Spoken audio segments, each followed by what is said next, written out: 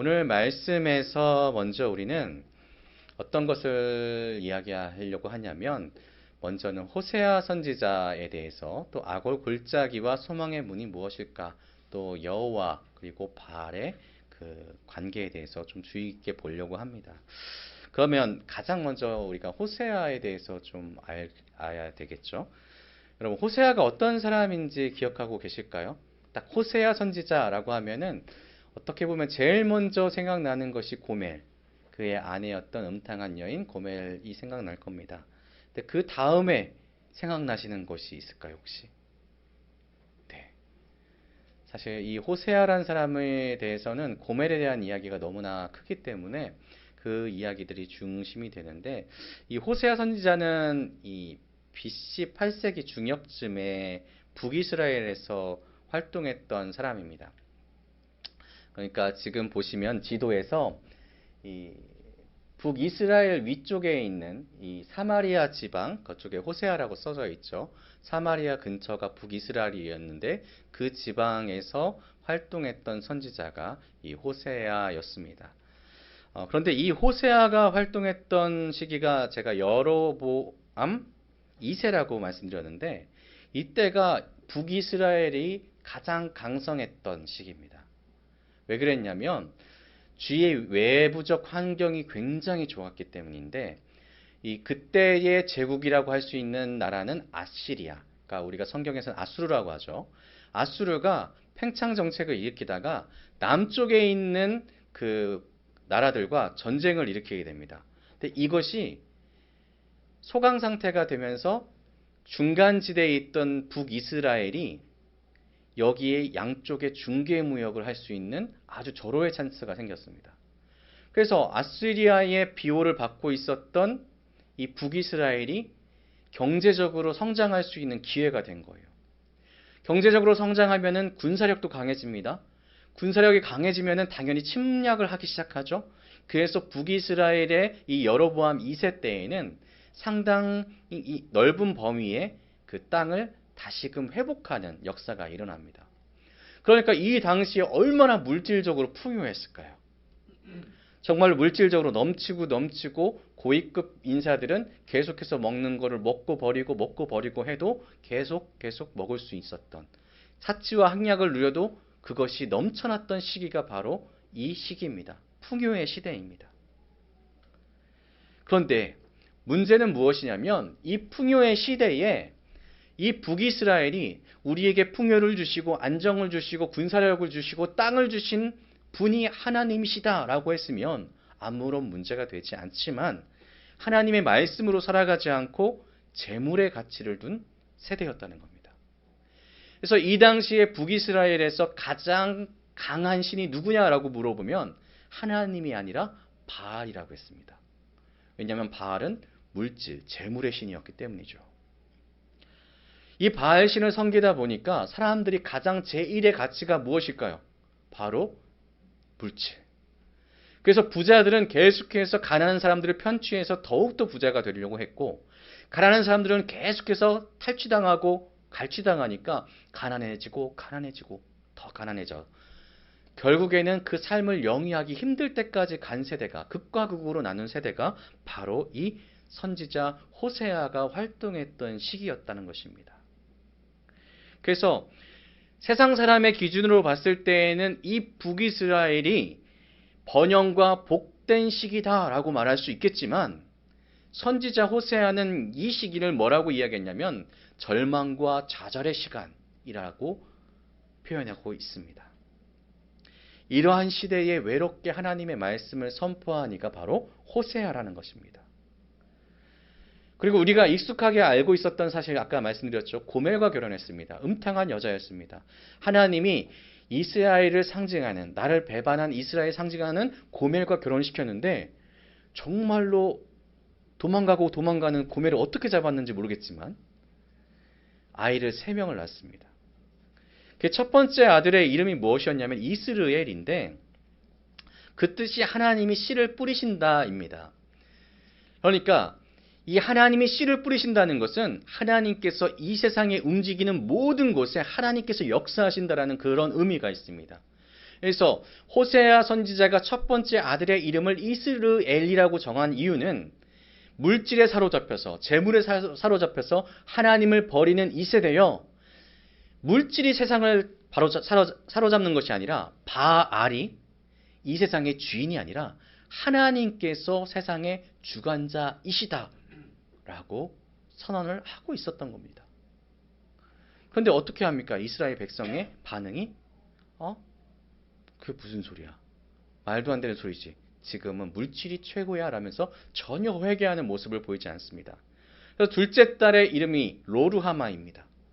뜻은 긍휼이 없음.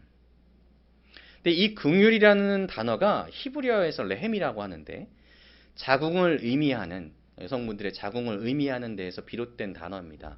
그러니까 모성애와 관련돼 있어서 어머님들이 자녀를 뱃속에 있을 때에 정말로 사랑하는 마음으로 품었던 마음이 바로 이 긍휼입니다. 근데 둘째 딸의 이름이 뭐라고요? 긍휼이 없음. 하나님께서 이 백성에게 더 이상 그 사랑을 베풀어 주지 않겠다. 시내산에서 너희는 내 백성이다 라고 했던 것들에 대한 언약의 파기가 지금 선언되고 있는 것입니다. 얼마만큼 이 북이스라엘이 하나님과 멀어지기 위해서 애를 쓰고 있는지를 알 수가 있죠. 그리고 호세아는 그 중에 하나님을 섬기면서 얼마나 그 마음이 타들어가고 있을까요? 하나님이 둘째 딸의 이름을 이렇게 지으는 겁니다. 긍휼이 없다. 사랑이 없다. 더 이상. 셋째 아들을 낳습니다. 로암미. 내 백성이 아님. 계속해서 호세아는 하나님을 섬겨야 된다라고, 하나님께 돌아가야 된다라고 계속해서 이야기하고 있지만 사람들은 계속해서 하나님을 떠나서 이 세상의 기준대로, 이 세상에서 가장 원하는 것 뭐라고요? 재물이라고, 돈이라고 얘기하면서 돈에 대하여 칭송하고 바알에 대해서 칭송하고 다른 신들에 대해서 찬양하는 그런 생활을 하는 그들에게 하나님께서 단언하게 이야기하고 있는 것입니다. 너희는 내 백성이 아니다. 언약의 완전한 파괴를 뜻하는 것이고요. 심판할 것이다 라고 말씀하시는 것입니다. 그러니까 지금 이 말씀들을 들었을 때에, 이 이름들의 뜻을 들었을 때에 하나님께서 이 백성을 어떻게 하실까라는 생각이 다 드시겠죠. 심판입니다. 확실한 심판이 이 백성 가운데 주어질 수밖에 없다는 것입니다. 그리고 하나님을 믿는 우리에게 하나님이 무관심하고 하나님이 떠났을 때에 그의 인생에 있어서 희망이라는 사라진다. 그리고 소망이라는 것은 존재할 수 없다는 것을 알 수 있습니다. 그러니까 지금 이 이스라엘의 상황은 절망 가운데로 계속해서 깊게, 더 깊게 나아가는 상황이었다는 것입니다. 그런데 여러분, 우리가 한번 생각해 볼까요? 지금 이 이스라엘의 모습이 어찌 보면은 정말로 우리의 세대와 동일한 것 같습니다. 거의 한 2900년 전의 이야기가 지금 2900년이 흐른 뒤에 복사한 것처럼 이 시대에 그대로 진행되고 있다는 것이죠. 하나님의 말씀에 대해서 사모하는 것이 아니라 하나님의 그 나라, 하나님의 복음에 대해서 소망을 품고 희망을 갖는 것이 아니라 지금 우리가 살고 있는 이 시대는 계속해서 재물을 조금 더 갖는 것에 대해서 소망을 갖습니다. 조금 더 얻어야지. 조금 더 가져야지. 요즘에 얼만큼 재물에 대한 욕구가 커졌냐면은 보면은 우리가 뉴스 같은 데 보시면은 거의 다 한탕주의로 많이 들어가기 시작합니다. 그래서 뭐 코인이라든지 아니면 주식. 그러니까 젊은 친구들한테 어떻게 해서 돈 벌래라고 물어보면은 뭐 일해서 돈 번다는 그 비중이 예전에는 거의 다 대부분이었잖아요. 근데 지금은 어떻게 하면은 차익을 이루어서 어떻게 뭐 정보를 얻어서 한탕을 할까, 이것에 대한 관심들이 굉장히 커졌음을 알 수가 있습니다. 이게 조금 더 심해지는 것이 어떤 것이냐? 우리가 어렸을 때 솔직히 여기서 대통령 꿈꾸셨던 분 계실까요? 저희가 어렸을 때 보면 초등학교, 국민학교죠. 국민학교 때 꿈이 무엇이냐라고 물어보면은 각 반에서 대통령 몇 명씩 나왔습니다. 그리고 과학자가 수도 없이 나왔고요. 선생님은 더 많이 나왔습니다. 근데 이 꿈들의 특징은 무엇이냐면 물질에 있는 것이 아니라 내가 무언가 어떠한 사명을 가지고 활동할 수 있는 것에 대한 그런 꿈이 있었다는 거죠. 과학자가 돈을 많이 벌까요? 아니에요. 그들은 무언가를 개발하고 발전시켜서 세상을 바꿀 꿈이 있는 겁니다. 근데 지금 요즘의 초등학생들한테 꿈을 물어보면은 저는 저희 딸이 이 꿈에 대해서 얘기하고 지금 깜짝 놀랐는데 지금 초등학교 1학년입니다. 유튜버가 꿈이라고 합니다. 그리고 그전에는 연예인이었고요. 그리고 다른 친구들한테 물어봤더니 그 친구들 중에서 한 10명 중 2명, 3명 정도가 뭘 얘기했을까요? 건물주입니다. 아름다운 이야기죠. 그냥 자기는 건물을 상속받아서 그 건물에서 나오는 돈을 가지고 살아가고 싶다고 얘기를 하더라고요. 이건 좀 한 3, 4, 5, 6학년 정도가 그렇게 됩니다. 그러니까 지금 아이들의 꿈도 바뀌게 되는 겁니다. 왜 연예인을 꿈꿀까요? 화려하고 돈을 많이 번다는 이유가 있습니다. 왜 유튜버를 꿈꿀까요? 하도 유튜버들이 많이 나오기도 했지만 그리고 그들이 생활하는데 어려움이 없고 화려해 보이기 때문이죠. 건물주가 왜 꿈일까요? 나는 편안하게 재물을 얻으면서 살고 싶은 그 마음이 커졌다는 겁니다. 이 시대의 아이들이 그런 꿈을 가지고 있다는 것이 이 시대의 환경과 이 시대의 마음을 알 수 있습니다. 여러분, 요즘 아이들이 좀 수도권의 이야기이긴 하지만 저희도 나름은 수도권이죠. 하지만 농가 밭이 좀 많아가지고 저희 중고등학교 이쪽만 가도 아직 순수합니다. 근데 서울권에 있는 그 뉴스를 보셨습니까? 아이들이 어떤 뉴스를 가지고 있냐면 그 초등학생 아이들이 유명 브랜드의 옷을 입어야지만 등교하겠다라고 떼를 쓴다고 합니다. 실제로 제가 아는 지인 중에 그 인스타그램이나 이런 데서 보면은 몽땡땡땡땡이라는 브랜드가 있거든요. 근데 옷 하나에 뭐 몇백만 원씩 해요. 근데 그 아이의 옷을 그것들로 도배를 해서 딱 사진을 찍어서 올리는 겁니다. 그럼 그 주위의 사람들이 어떻게 하겠습니까? 우와, 대단하다. 부럽다.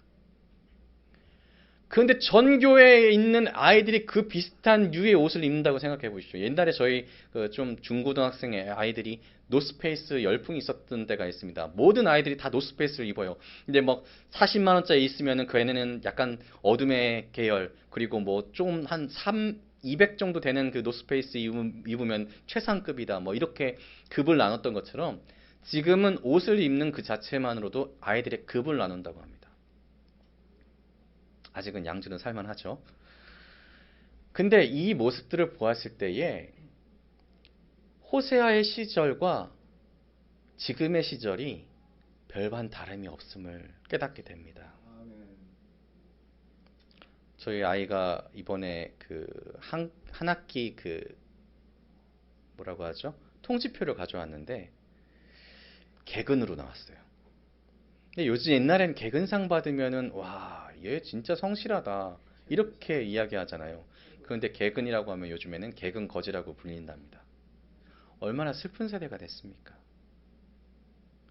안타깝지만 회개하지 않는다면 우리는 이 북이스라엘의 모습과 같이 계속해서 절망으로 갈 수밖에 없으며 세상에 있는 극과 극은 계속해서 양극화돼서 나갈 수밖에 없습니다. 절망과 또한 절망으로 나갈 수밖에 없는 시대에 우리 또한 살고 있다는 겁니다. 그래서 오늘 말씀에 나오는 표현이 하나 있습니다. 아골골짜기. 아골골짜기로 들어갈 수밖에 없다는 겁니다. 그렇다면 아골골짜기가 과연 어떤 곳일까요? 왜 이 아골골짜기의 뜻은 사실 절망의 골짜기라고 하는데 많이 들어본 지명이시죠? 이 아골골짜기는 이런 장소입니다. 지도가 좀 잘 안 보이실 수도 있는데 여리고성을 점령했다는 사실은 아실 겁니다. 출애굽해서 여리고성을 점령합니다. 그리고 나서 아이성으로 향합니다. 그래서 공격을 합니다. 그런데 졌어요. 왜 졌을까요? 여리고성에서 아간이라는 사람이 재물을 탈취한 겁니다. 하나님께서는 진멸을 명하셨지만은 이 아간은 그 재물을 취하고 숨겼던 것이죠. 그래서 그를 죽인 골짜기가 바로 아골 골짜기라는 겁니다. 지금 아래쪽에 보시면 아골 골짜기가 나오는데 그 골짜기에 그 아간과 그 일족들을 붙잡아 놓고 돌로 쳐서 죽인 장소입니다. 그러니까 이런 모습이죠. 골짜기 사이에 이스라엘 백성들이 돌로 쳐서 죽인. 그러니까 아간에 의해서 전쟁에 지게 되고, 그리고 그로 인해서 많은 사람이 죽은 그 전쟁에 의해서 사람들은 절망에 빠지는 겁니다. 그리고 아간 또한 좌절과 죽음으로 나갔던 그 사건이 있었던 곳입니다. 여호수아 7장 24절부터 26절을 보면 이것이 조금 명확하게 나와 있는 곳인데, 여호수아가 이스라엘 모든 사람과 더불어 세라의 아들 아간을 잡고 그 은과 그 외투와 그 금덩이와 그의 아들들과 그의 딸들과 그의 소들과 그의 나귀들과 그의 양들과 그의 장막과 그에게 속한 모든 것을 이끌고 아골 골짜기로 가서 여호수아가 이르되 내가 어찌하여 우리를 괴롭게 하였느냐, 여호와께서 오늘 너를 괴롭게 하시리라 하니 온 이스라엘이 그를 돌로 치고 물건들도 돌로 치고 불사르고 그 위에 돌무더기를 크게 쌓았더니 오늘까지 있더라. 여호와께서 그의 맹렬한 진노를 그치시니 그러므로 그곳 이름을 오늘까지 아골 골짜기라 부르더라. 아멘. 근데 이 25절을 보시면은 여호와께서 오늘 너를 괴롭게 하시리라 라는 말씀이 있고, 그리고 이 앞전에는 우리를 괴롭게 한다라고 했습니다. 그러니까 하나님을 멀리 떠난 이에게 진노가 이루어지는 곳이 바로 아골 골짜기라는 것이죠. 그래서 아골에 사용된 히브리어는 아코르라고 합니다. 그런데 괴로움, 재난, 슬픈, 고통이라고 합니다. 그래서 아골 골짜기는 괴로움의 골짜기, 고통의 골짜기라고 불리는 곳이죠. 근데 우리가 지금 어떤 상황이라고요? 하나님을 떠난 사람이면 그 사람은 계속해서 이 아골 골짜기로 갈 수밖에 없다는 것입니다. 좌절만이 있는 곳으로 갈 수밖에 없다는 것이죠. 네, 호세아 선지자가 이 아골 골짜기 다음에 한 단어를 더 붙입니다. 그것이 무엇이냐면 소망의 문입니다. 아골 골짜기가 소망의 문으로 바뀔 것이다. 어떻게 이렇게 될 수 있을까요? 우리의 삶이 희망을 갖게 되는 하나님의 은혜가 있다는 것입니다. 소망이 우리에게 생길 수 있다는 것입니다. 그래서 우리는 14절에 그러므로를 주의 깊게 봐야 되는데, 이 단어를 기점으로 해서 우리에게 소망이 있는 거예요. 우리가 하나님의 뜻을 온전하게 따를 수 없어서 계속해서 하나님을 계속해서 멀리하는 삶을 살면 절망 가운데로 갈 수밖에 없는데, 우리의 본성대로 살면은 사람이 중심이 되고 물질이 중심이 되고 시기하고 질투하고 싸움과 다툼밖에 일어날 수 없는데, 그런 우리들을 하나님께서는 바꾸어 주신다는 겁니다. 우리의 힘으로는 될 수 없으므로 보라 내가 너희를 타일러. 우리의 힘만으로는 하나님을 섬길 수 없는데 하나님께서는 내가 너희를 타이르겠다 라고 선언을 하신 것이죠. 이것이 하나님이 우리에게 주신 소망입니다. 13절까지는 계속해서 벌을 내리겠다. 계속해서 벌을 내리겠다. 1장부터 2장 13절까지는 계속해서 너희 지금 나를 따르지 않고 있으니 너희에게 벌을 내리겠다라고 하셨다면, 이 14절의 내용은 우리에게 소망을 주는 것입니다. 사실 지금 이 회복과 또 소망의 메시지를 줄 때에 그를 타일러 다음에 있는 장소가 중요합니다. 거친들. 우리를 타일러 주셨으면 그냥 좋아 괜찮아 이제부터 다 괜찮게 해줄 거야 라고 하시면 좋겠는데, 타일르지만 타일른 다음에 거친들로 데려가시겠다라고 말씀하십니다. 여기서 말하는 거친들은 광야라고 하는데, 여기서 한 사람을 제가 소개시켜 드리면 어떤 사람이냐면 고멜입니다. 이 고멜을 어떻게 이제 호세아가 할 수 없어서 이혼하자라고 해가지고 어디로 끌고 나가냐면 광야로 끌고 갑니다. 그래서 수치스럽게 하겠다라고 말합니다. 그렇지 않으면 내가 그를 벌거벗겨서 그 나던 날과 같게 할 것이요 그로 광야 같게 하며 마른 땅같이 되게 하여 목마라 죽게 할 것이다. 그래서 고멜을 광야와 같이 되게 하고 마른 땅 같이 되게 해서 목마를 죽게 할 것이다. 나는 너와 같이 할 수 없게 수치를 줄 것이다 라고 말씀을 하는데, 그런데 이 말씀과 이어져서 14절에서는 내가 너를 회복시키리라 하는 말씀이 이어진다는 것입니다. 근데 우리가 지금 제가 이 말씀 준비를 3주 전부터 시작을 했는데 깜짝 놀랐어요. 유청규 목사님께서 갑자기 광야 시리즈를 하셔가지고, 광야에 대해서 지금 다 들으셨죠? 그럼 광야가 어떤 곳이라고 했습니까? 훈련소라고 했습니다. 광야는 이스라엘 백성에게 있어서는 점차적으로 하나님과 더욱더 가까워지는 그런 훈련의 단계를 맺을 수 있었던 곳이었습니다. 그러니까 지금 이 광야라는 곳이 고멜에게 맨 처음에는 수치스럽고 절망의 장소였다면 그 이후에는 회복의 장소가 되는 것입니다.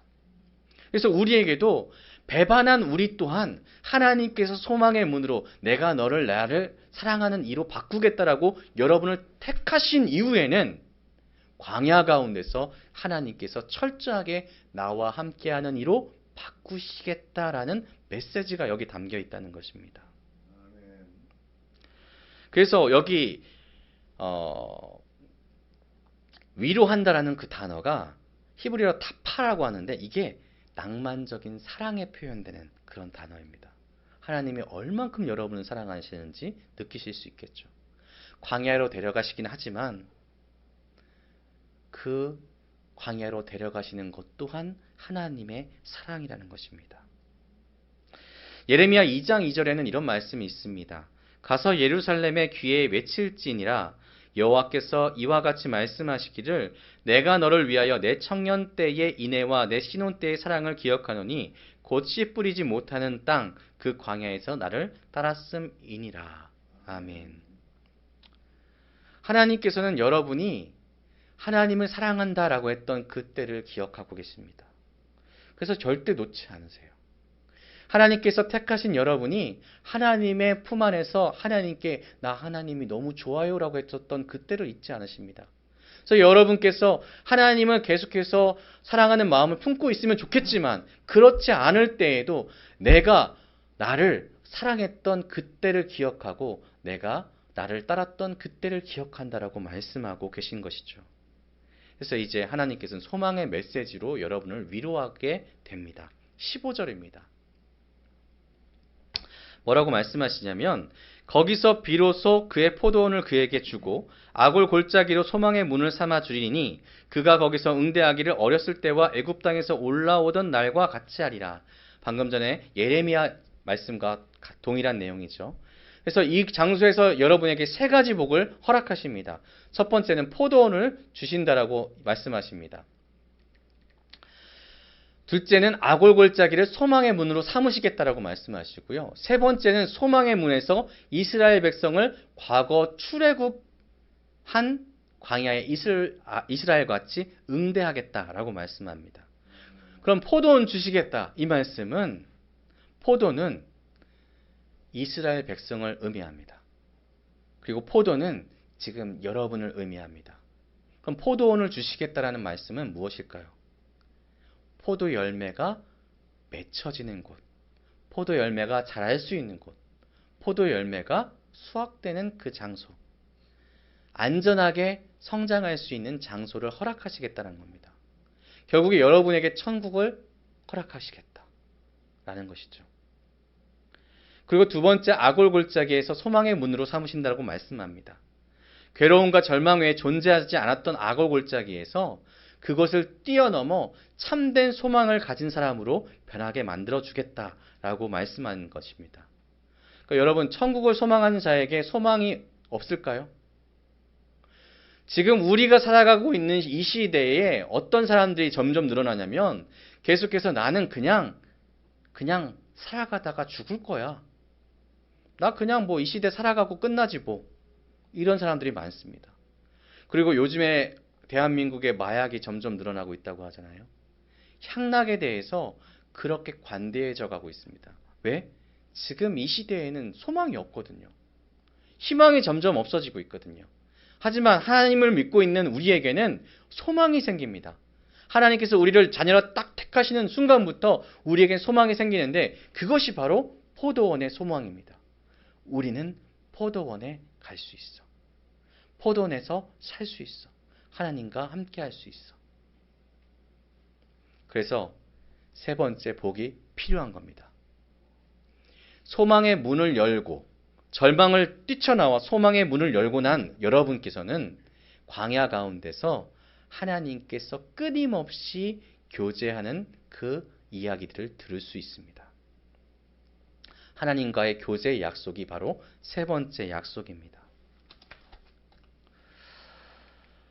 사랑하는 성도 여러분,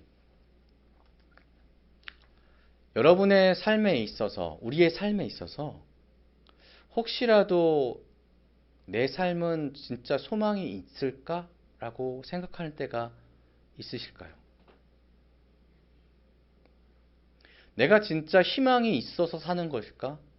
고민되는 때가 있으실까요? 생각보다 그렇게 많지는 않을 수 있습니다. 왜냐하면 하나님께서 그 생각이 들 때마다 말씀을 나누시기 시작하시거든요. 저에게도 여러 순간에 내가 진짜 이 세상에서 목회자로 살고 있는데 이 길 걷는 게 맞을까라는 생각이 들 때도 있고요. 그리고 제 삶이 정말 만족스럽지 못해서 나 이 삶이 정말로 너무 부적절한 것 같아. 나 이렇게 사는 거 행복하지 않은 것 같아. 라고 생각할 때가 있습니다. 근데 그때마다 정말 놀랍게 제가 약간의 좌절과 또한 실망의 순간이 올 때마다 하나님께서 저한테 그렇게 말씀을 거세요. 그 마음이 생길 때마다 인범아, 제가 막 피합니다. 인범아, 제가 또 피합니다. 귀를 막고 피합니다. 그러면은 제 마음에 대고 직접적으로 말씀합니다. 인범아, 들리잖아. 이제 나하고 이야기 좀 해보자. 그리고 나서 저를 위로하시는데 제가 목회하면서 여러 번 너무 실망을 많이 해서 좌절할 때가 있었거든요. 내가 진짜 세상 속된 말로 하면은 더러워서 못하겠다. 상처를 받을 때가 있어요. 저희도 교육자들도 요즘에 교육자들 상처를 많이 받아서 많이 떠나고 있는 시대입니다. 근데 상처 받을 때에 이 마음 가운데 하나님께서 뭐라고 말씀하시냐면 내가 너를 택하고 내가 너에게 소망을 주고 이것이 네가 좌절할 만큼 약한 것이냐라고 물어보시더라고요. 네가 지금 이 시대 살아가는 것에 대해서 그렇게 네가 네 입으로 가르치고 있는 것, 성도들에게 전하고 있는 것, 인생 짧아, 인생 점이야. 저희 학생들한테 그랬거든요. 선 하나 그어, 그리고 점 하나 찍어. 그럼 이게 너의 인생이야. 영혼 가운데 단 하나의 점 때문에 네가 좌절하고 포기하고 실망하고 있을 거야 라고 제가 했던 메시지가 하나님께서 인범아라고 마음에 부르신 다음에 저한테 그대로 들려주시는 겁니다. 너 영원해. 너 영원해. 내가 너 사랑하는 거 영원하고 내가 너에게 줄 소망은 다 영원해. 잊지 마. 나는 너를 붙잡을 거고 나는 너를 끌고 갈 거야. 걱정하지 마. 그래서 지금까지 왔습니다. 네. 여러분의 인생도 마찬가지라고 저는 생각합니다. 하나님께서는 정말로 이 세상의 많은 좌절과 실망과 포기와 타락 가운데 있는 이 시간 가운데서 여러분을 소망의 문으로 이끌어내셨습니다. 그 문을 열고 그냥 두시지 않고 광야로 이끄셨습니다. 왜? 광야가 어떤 곳인지 기억하시죠? 아무것도 없고 건건한 곳, 건조한 곳입니다. 풀도 나봤자 저보다 큰 아이들이 별로 없습니다. 작다는 이야기죠. 생물이 살아가기에 굉장히 안 좋은 곳이 광야입니다. 한번 생각해 보십시오. 여러분, 깊은 밤중에 아무것도 보이지 않는 길에 홀로 외로이 걸어가는 느낌이 광야입니다. 왜냐하면 사람을 만날 기회가 없거든요. 걸어가다 보면 어떤 느낌이 듭니까? 첫 번째는 외로워지죠. 두 번째는 뭐가 생길까요? 두려움이 생깁니다.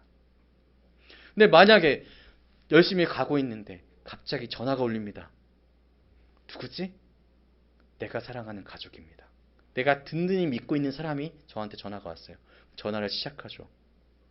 그럼 그 길이 1시간이 됐던 2시간이 됐던 그 시간은 다시금 희망의 시간이 됩니다. 훌쩍 지나가게 돼 있죠. 광야는 그런 곳입니다. 왜 하나님이 여러분을 광야로 이끄셨을까요?